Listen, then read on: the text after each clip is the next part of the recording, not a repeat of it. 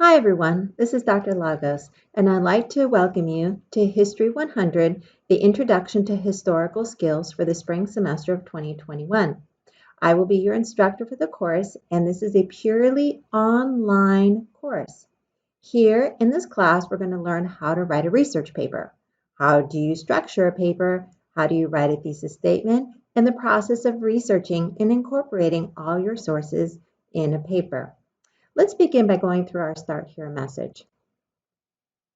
And as you see here, I talk about myself and the major goals of the course. So the final part of this course is writing an 8 to 10 page small research paper.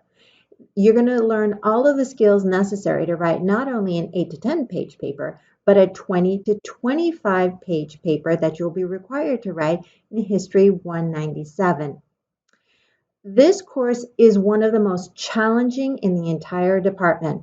There are a significant number of assignments that I'll be giving throughout the semester, and you're going to be feeling a little bit overwhelmed, and that's natural. There are a lot of skills that you need to learn, and there are going to be multiple assignments during the week. So please don't consider this like many other classes in the history department, because this one is really a critical one for your progression to complete the major. There are 8 learning modules in the whole course. Each module builds on the other, and you need to complete each module before moving on. I do have a requirement in this course, and it's listed in the syllabus, that you need to complete all assignments in order to pass the class. You do not get the opportunity to say, well, I'd rather not do X assignment, I'll just focus on my intention on another one. No, you need to complete all of them in order to pass the class.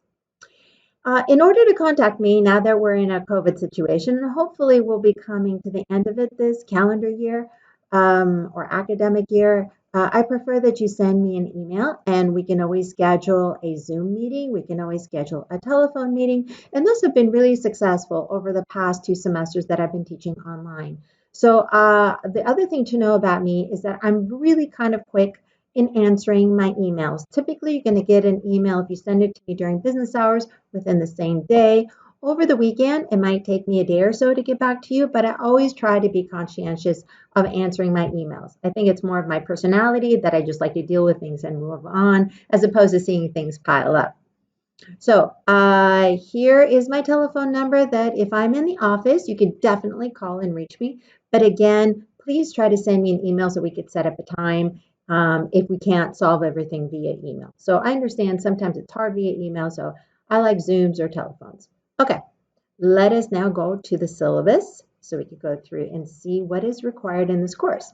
So the purpose of the course is to acquaint all of you with the fundamental skills needed to complete a research paper.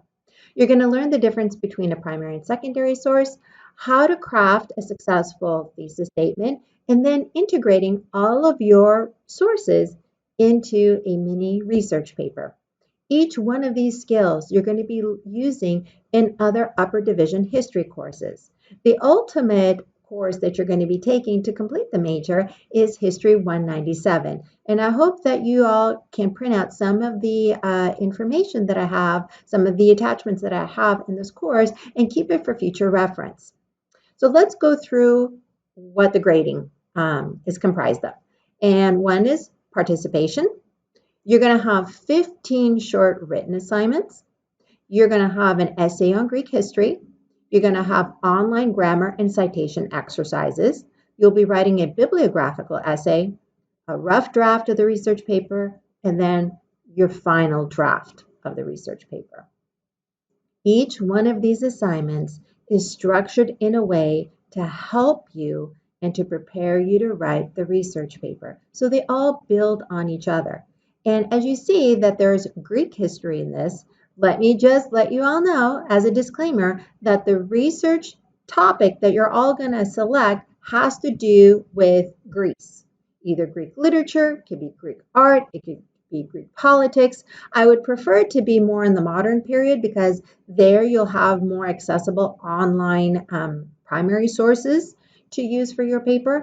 But I'm flexible. I've done things back to Byzantium or Ottoman, or I've had a couple ancient papers that have been really kind of fun. But I would strongly recommend staying in the modern period. So again, to remind you that your paper topic for this class will have to do on a topic in Greece, regarding Greece.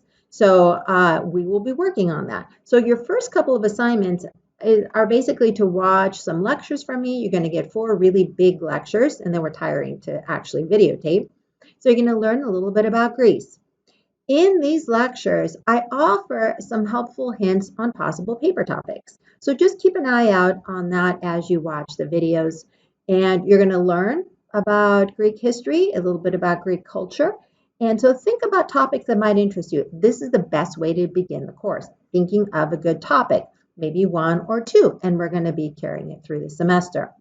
So the essay on Greek history is your first assignment, your first writing assignment for me to get a gauge of where you all are on your writing ability. So you'll be surprised how you're going to start with a Greek essay and then how you're going to finish the semester with your research paper. You're all going to see a significant amount of growth. And part of this class that I really enjoy is kind of like posting peer review, which I think is fantastic because you all get to help each other produce a great paper. So the total amount of points are 1,000 or 100%. I'd let Canvas figure out the weights and the points and all that. And here I say students must complete all of the graded components to receive a passing grade. So please do not forget. I will put on Canvas when I grade, no submission, and that's going to kind of block you from passing. I use the standard Sac State grading, so you can see the scale from A to F. Plagiarism, which is kind of challenging doing Greek history because it's such a small field. Please don't do that. And there are many different online tools that I have to double check, and editors of various publishing companies have advised me on how to approach it. So I think I'm pretty good about that. Here are the required texts for the course. And one is absolutely mandatory. So the first one is Strunk and White, Elements of Style. This is not a mandatory text, but you can find it on Amazon.com. You can find it other online vendors, really cheap. And it is a small, thin, fantastic little book. So if you don't know the difference between toward and towards, and other like subject-verb agreement, what is a split infinitive, these little issues that kind of crop up on papers time after time, Strunk and White's going to explain them in a very short and simple way. It's kind of like a paper version of Google for writing, so I love it. It's been around forever, and there's a reason why it has. The next book is Richard Clogg, The Concise History of Greece, 3rd edition. You need to purchase this book. It's like almost mandatory. You will find that it's going to help you more than you know. First off, the Clogg book will accompany my lectures. So if I go through something too quickly, the Clogg book, which is less than 300 pages, covers everything, will be able to help you understand what I've discussed. In addition, the Clogg book is fabulous because it has suggested readings. So if you don't know anything about the fall of Constantinople, but you're really interested in writing on that, Clogg already lists some of the top books written on it. So already you start off with a reading list, which is great. In addition, it provides biographies of people. So if you wanted to do maybe a paper on one of the most well-known Greek politicians in the 20th century, already there's a biography, a full like page-length biography written to give you some beginning information. So the Clogg book is wonderful, and it's called Concise History because he has to keep it short. Finally, this is you have to buy regardless, and it's Diana Hacker's A Writer's Reference. The Diana Hacker book is one of my favorite books that I've used for this course because it gives you some of the writing principles and how you structure things. What does a title page look like? How far up do you put the title? How far low do you put your name and the professor's name? And, what does the paper actually look like? So it's great about that. It also provides you a snapshot on how to do Chicago Manual of Style citations. This is the citation style that the history department uses. There are many different renditions of Chicago. We're going to learn the classic version. So just the simple footnote and bibliographical entry that you're going to need. How do you quote something? How do you do block quotes? All of that information is in the Hacker book. As well, she also has the online grammar and citation exercises built in. So all of the exercises that you are required to do to pass this class come along with a Diana Hacker book. Make sure you order it from the bookstore. Do not order a used copy because you're not going to get that little code that's going to give you access to the online component, which is critical. So either you could go through the Hornet bookstore, you can always deal with the publishing company directly to get it. And either way, just make sure you get it. So let's go through the outline. So module 1 is where I kind of begin, and you're watching this video, so you're obviously there. And then the first writing assignment, short writing assignment, is going through the syllabus and answering a few questions. You'll also provide me a little information about yourselves. Are you a transfer student? Do you think you're really good at writing? What are the areas that you might need a little bit more help? And just give me a lay of the land so I know, who you all are, so we can kind of all work together. So you will see that the class is organized in modules, and they're thematic modules. I'm not going chronologically. So you'll do the Greek history component, so the foundational knowledge. You'll learn how to develop a paper topic, which is kind of a challenge. People think it's really easy, but I've got guidelines to kind of help you out. How do you do research? Especially, how do you do research now that you have trouble going to the library or any archive in the area? Then, how do you read and analyze primary and secondary sources? Not all sources are the same, and even primary sources have to be analyzed with some scrutiny. So we're going to learn how to do that. You're going to have some writing on your sources. You're going to learn how to write annotated bibliographies, and then you're going to bring it all together in a bibliographical essay. And then module 7, you're pulling in all that you've learned to begin writing your final paper. So you're going to learn all of that. You're going to do your grammar and citation exercises. You're going to learn how to quote. And then we come to the final module where you're actually going to write your mini research paper.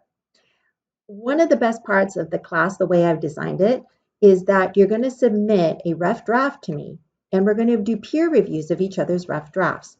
Then, after having received my comments and peer evaluation comments, you will have over a week to revise and improve your paper. This allows you to have a polished and well thought out paper and not something that is written in, say, just one sitting the night before it's due.